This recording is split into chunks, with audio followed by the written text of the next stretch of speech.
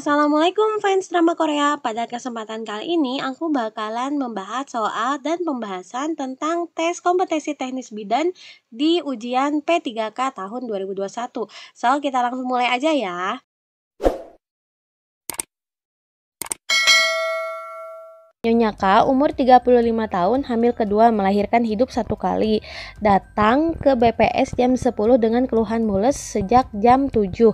Mengeluarkan cairan warna jernih jam 9. Hasil pemeriksaan KU baik, tekanan darah 120/80, nadi 88, suhu 36, his 3 kali dalam 10 menit, lamanya 45 detik. DJJ-nya 144 kali per menit. Hasil VT pembukaan 8 seti. Kakaknya negatif, teraba tali pusat di samping kepala. Nah, diagnosa yang tepat untuk kasus di atas adalah A. Infartu kelas 1 dengan KPD, infartu kelas 1 fisiologis, infartu kelas 1 tali pusat terkemuka, infartu kelas 1 tali pusat termuka, infartu kelas 1 tali pusat menumbung. Jawabannya adalah kita tahu ya di sini teraba tali pusat di samping kepala.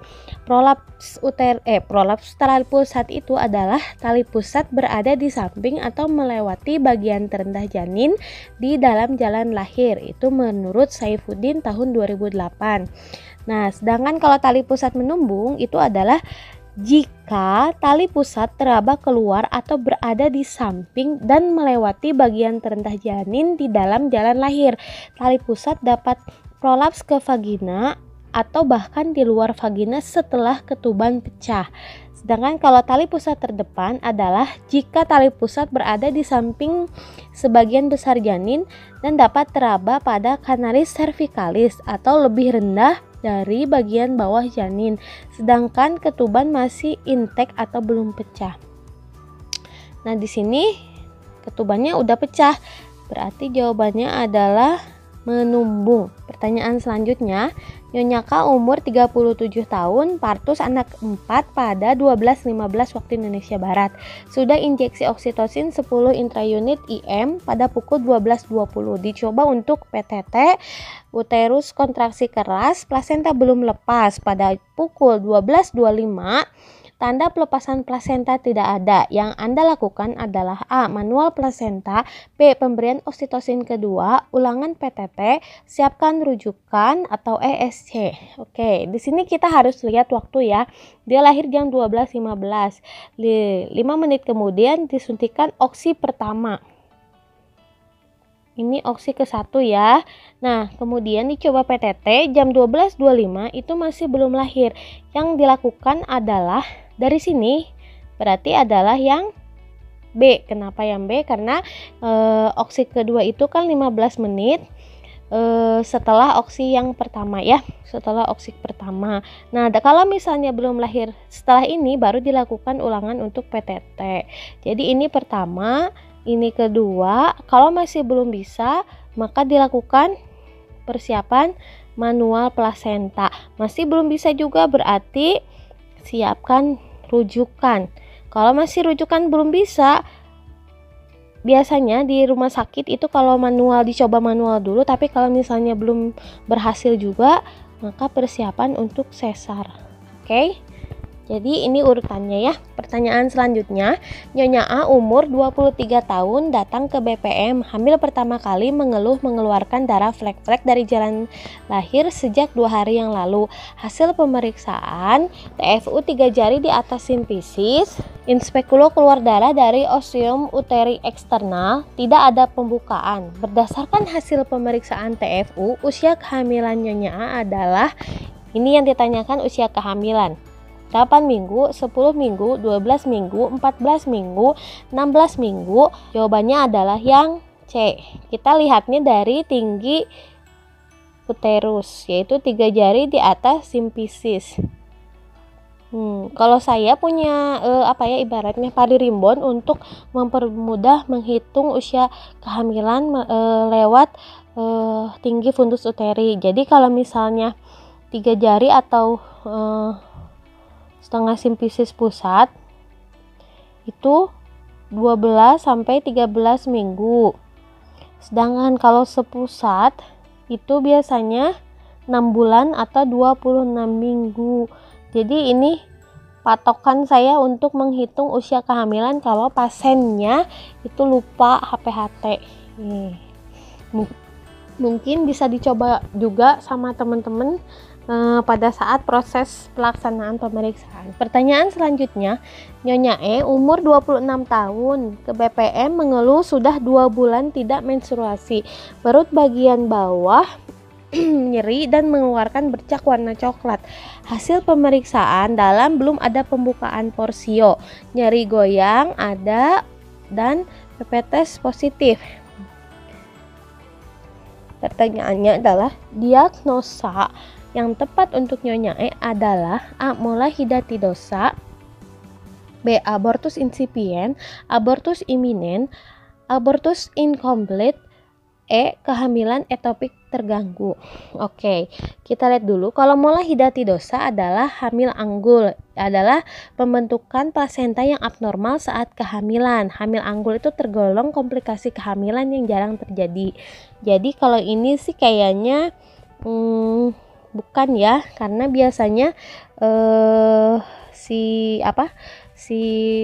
karena kalau molahidatidosa itu biasanya tidak ada nyeri goyang porsio. Jadi pas saat di PD itu kalau digoyang dia pasti sakit. Itu kalau di mola itu dia tidak mengalami. Karena kalau pada penderita molahidatidosa biasanya jarang ditemukan nyeri goyang porsio. Sedangkan kalau abortus insipient itu adalah suatu keadaan yang lebih berat dibandingkan abortus iminen. Jadi pada jenis ini hasil konsepsi itu masih di dalam rahim, masih ada denyut jantungnya, tetapi ostium uterinya udah terbuka. Jadi ini abortus insipient. Sedangkan abortus iminen itu adalah abortus yang mengancam. Jadi kalau abortus mengancam itu biasanya masih bisa dipertahankan karena ostium uterinya masih tertutup. Sedangkan kalau pada abortus incomplete itu biasanya seperti abortus iminen tapi DJJ-nya itu sudah tidak ada.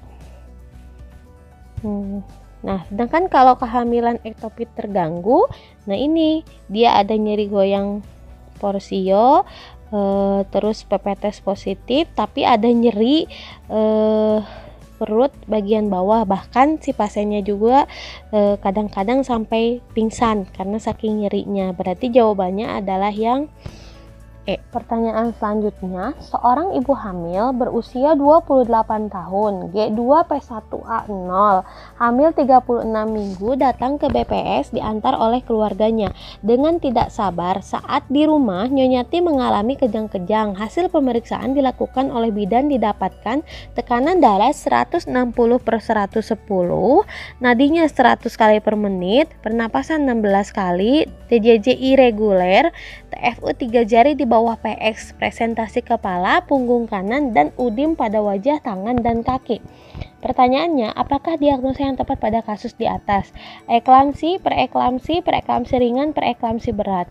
Kita jawabnya yang eklamsi karena pasien sudah mengalami kejang. Pertanyaan selanjutnya, seorang ibu hamil 32 tahun, G1P0A0, hamil 29 minggu, datang ke BPS dengan keluhan mengeluarkan darah banyak dari jalan lahir, merah, segar, tidak disertai nyeri perut. Hasil pemeriksaan tekanan darah 90/60, nadi 80 kali per menit, pernapasan 16 kali per menit, KU lemah dan pucat. Apakah diagnosa yang tepat untuk kasus di atas? A. Solusio plasenta, B. Plasenta previa, C. Ruptur uteri, D. Abortus imminent, E.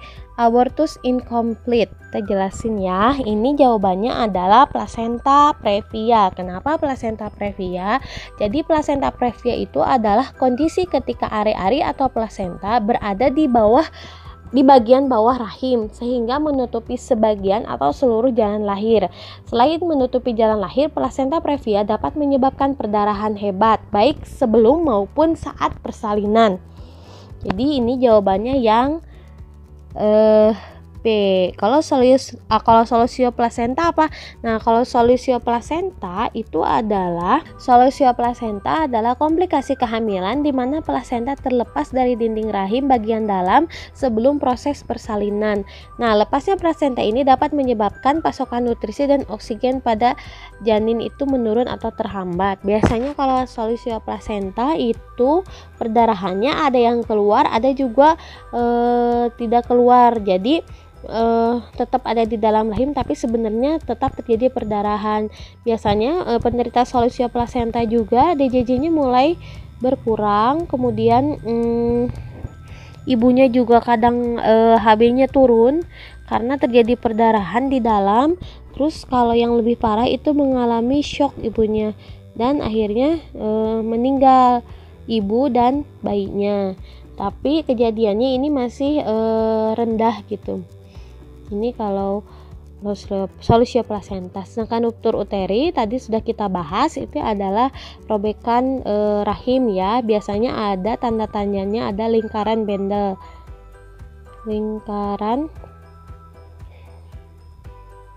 Kemudian kalau abortus iminen itu abortus yang mengancam, abortus incomplete itu abortus yang belum komplit, jadi sudah terjadi sebagian besar janin itu sudah keluar tapi belum bersih, itu abortus incomplete. Oke, kita masuk pertanyaan selanjutnya.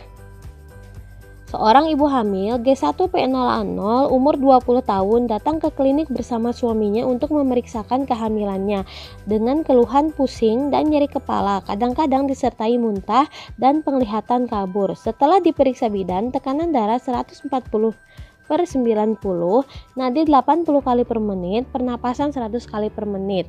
Pertanyaannya adalah, apakah diagnosa yang dapat ditegakkan pada kasus di atas? A. Hipertensi, B. Preeklamsi, C. Hiperemesis gravidarum, D. Preeklamsi berat, E. Preeklamsi ringan. Jawabannya adalah preeklamsi ringan. Kenapa? Karena tensinya masih 140/90. Jadi preeklamsi ringan itu biasanya tekanan darah itu di atas 140/90 mm Hg atau kenaikan diastoliknya 15 mm Hg atau lebih. Sedangkan protein urinnya 0,3 gram per liter atau +1 atau +2. Udim pada kaki jari muka dan berat badan naik 1 kg per minggu. Itu kalau preeklamsi ringan. Kalau preeklamsi berat ini tensinya 160/100 atau lebih. Jadi protein urinnya 5 gram atau per liter atau lebih dan oligouria atau jumlah urinnya sedikit. Pertanyaan berikutnya, seorang ibu nifas berusia 26 tahun, postpartum 4 hari yang lalu ditolong oleh dukun. Anaknya meninggal dunia setelah lahir lama. Persalinan 2 hari di mana sebelumnya ketuban telah pecah. Datang ke klinik dengan keluhan sejak 3 hari yang lalu mengalami panas, menggigil, luka perineum tampak kemerahan, bengkak, dan mengeluarkan pus dari hasil pemeriksaan TFU 2 jari di bawah pusat. Tekanan darah 100/60, nadi 90 kali per menit, respirasi 20 kali per menit, suhu 39 derajat Celcius. Pertanyaannya, apakah faktor predisposisi dari kasus di atas? A. Kondisi ibu lemah, B. Anak lahir mati, C. Distosia bahu, D. Partus lama, E. Robekan jalan lahir. Sebenarnya ini faktor predisposisi kalau kita lihat ya, dia itu kan infeksi nifas akibat ini. Kalau aku bilang sih robekan jalan lahir itu benar juga, tapi partus lama juga benar kan, di sini dilihat karena anaknya aja sampai meninggal setelah lahir lama. Kemudian dengan KPD. Nah, ini juga sama-sama bisa menyebabkan infeksi. Kayaknya sih dari semua pilihan ini jawabannya adalah yang D. Kenapa aku pilih partus lama? Karena kalau robekan jalan lahir aja sebenarnya itu tidak selalu mengakibatkan infeksi nifas. Tapi karena dia udah merobek jalan lahir, terus partusnya lama, ketubannya juga udah pecah duluan, persalinannya selama 2 hari dan ditolong oleh bukan nakes. Jadi itulah yang menyebabkan ibu ini mengalami infeksi nifas. Jadi kayaknya jawabannya yang D deh. Oke, kita nomor 15. Seorang ibu hamil berusia 26 tahun, G3P2A0, usia kehamilan 12 minggu, datang ke rumah sakit bersama suaminya. Dengan keluhan perdarahan sedikit, mengeluh mual, muntah 4-5 kali sehari. Hasil pemeriksaan tekanan darah 140/90, TFU 3 jari di bawah pusat, balat teman negatif, TJJ negatif. Manakah tindakan yang tepat dilakukan untuk penanganan kasus di atas? A. Kuretase, kemoterapi, histerektomi, histerotomi, evakuasi vakum. Nah, untuk ini jawabannya adalah yang E, dikuret. Jadi sebenarnya ini cukup hanya untuk dikuret aja. Nah, itu dia contoh dan pembahasan soal tes kompetensi P3K Tenaga Kesehatan Bidan. Jangan lupa untuk tekan tombol subscribe dan komen di bawahnya ya, supaya aku semakin semangat untuk membuat video-video selanjutnya. Terima kasih. Assalamualaikum.